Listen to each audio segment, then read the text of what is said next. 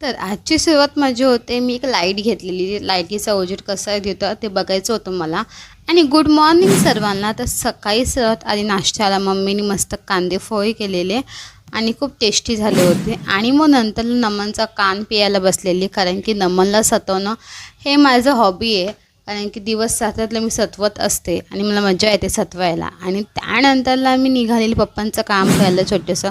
ते काम कंप्लीट झालं आणि मी बोरिवली स्टेशनला आलेली. बोरिवली स्टेशन मी थोडे व्हेरायटीज बघत होते काय घ्यायचं असेल तर. बट मला घ्यायचं होतं, पण ते शॉपवाले जे काका होते ना, ते अवेलेबलच नव्हते. मग तिकडनं मी निघाली. तिकडनं मी ज्यूस प्यायला गेली. किवीचा ज्यूस मस्त होता आणि स्ट्रॉबेरीचा ज्यूस काय स्ट्रॉबेरी वाटत नव्हतं मला. नंतरला मग थोडी शॉपिंग वगैरे केली.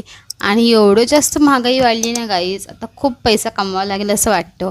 त्यासाठी नंतर रात्री मस्तपैकी मी हे केलेलं, म्हणजे तुम्हाला माहिती असेल काही सोयाबीनचा मसाला केलेला आणि त्याला डीप फ्राय केलेलं मस्तपैकी आणि खूप टेस्टी झालेलं.